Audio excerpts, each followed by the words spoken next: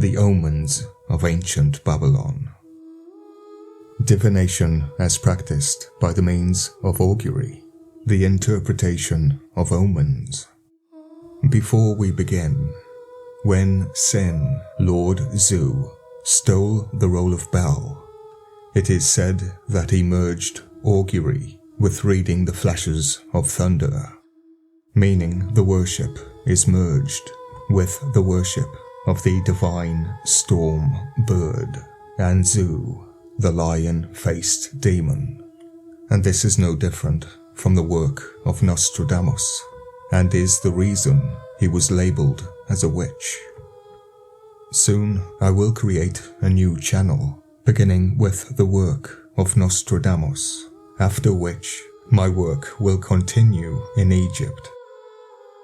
Divination as practiced by the means of augury, the interpretation of omens, was a rite of the first importance among the Babylonians and Assyrians.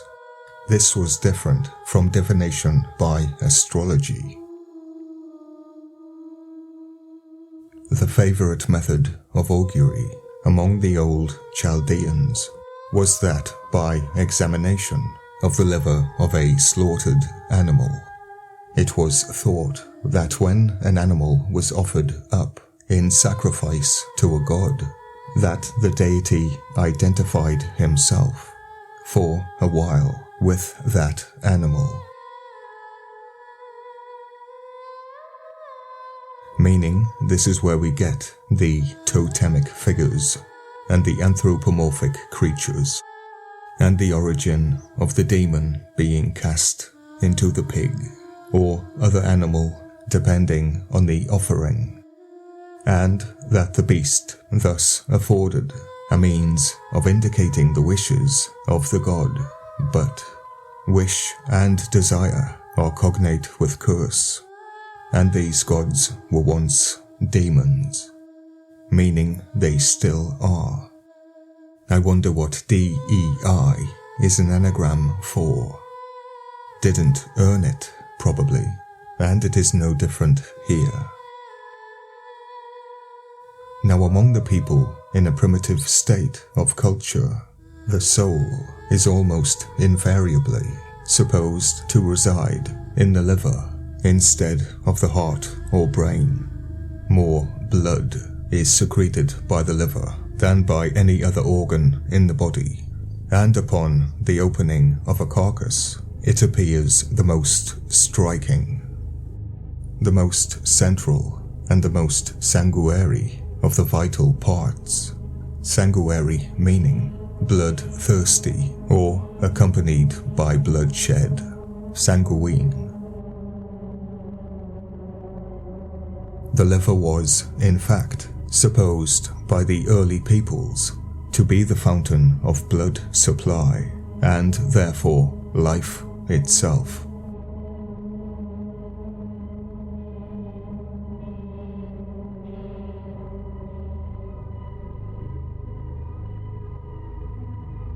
Hepatoscopy, or divination from the liver, was undertaken by the Chaldeans for the purpose of determining what the gods had in mind.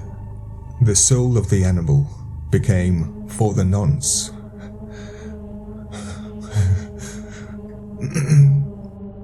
holic, addiction, anointing, and Christ are all synonymous, and here the Chaldeans worshipped a cat god, the lion, addicted to the cat, one could say, or simply Catholic, who used the same Ashipu or Baru rituals.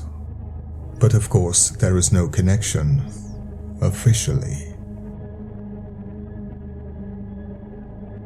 The soul of the animal became, for the addicted person, the soul of the god. Therefore, if the signs of the liver of the sacrificed animal could be read, the mind of the god became clear, and its intentions regarding the future were known. The Anunnaki are also known as sheep, which reminds me more and more of the Spear of Destiny, and possibly a mistranslation leading to the sacrifice of the Son of God.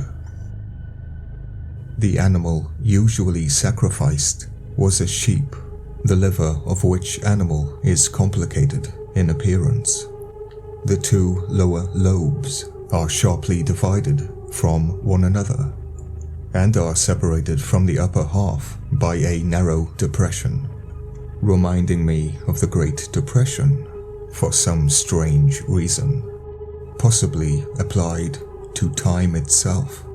The lobes are separated by a narrow depression, and the whole surface is covered with markings and fissures, lines and curves, which give it the appearance of a map on which the roads and valleys are outlined.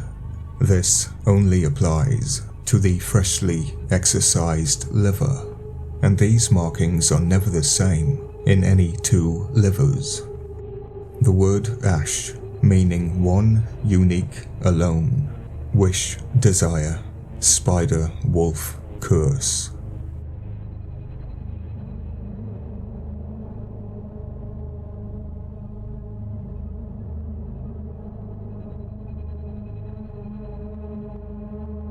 Certain priests were set apart for the practice of liver reading, and these were exceedingly expert, being able to decipher the hepatoscopic signs with great skill. They first examined the gall bladder, which might be reduced or swollen. They inferred various circumstances from the several ducts, and the sizes and shapes of the lobes and their appendixes.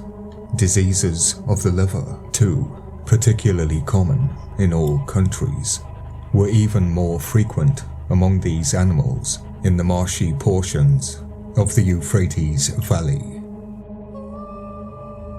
The literature connected with this species of augury is very extensive, and Ashurbanipal's library contained thousands of fragments describing the omens deduced from this practice. These enumerate the chief appearance of the liver, and the shade of the color of the gall, the length of the ducts, and so forth. The lobes were divided into sections, lower, medial, and higher, and the interpretation varied from the phenomena therein observed. The markings on the liver possessed various names, such as palaces, weapons, paths, and feet, which terms remind us somewhat of the bizarre nomenclature of astrology, a system for giving names to things. Later in the process of the art, the various combinations of signs came to be known so well, and there were so many cuneiform texts in existence which afforded instruction in them, that the liver could be quickly read by the baru or reader, a name which was afterward applied to the astrologist as well, and to those who divined through other natural phenomena. One of the earliest instances on record of hepatoscopy is that regarding Naram Sin, who consulted a sheep's liver before declaring war. The great Sargon did likewise, and we find Gudea applying his liver inspectors when attempting to discover a favorable time for laying the foundations of the temple of Ningersu. Throughout the whole history of the Babylonian monarchy, from its early beginnings to its end, we find this system in vogue, in popular use. Whether it was in force in Sumerian times, we have no means of knowing, but there is likelihood that this was the case. And next we look at the ritual of hepatoscopy.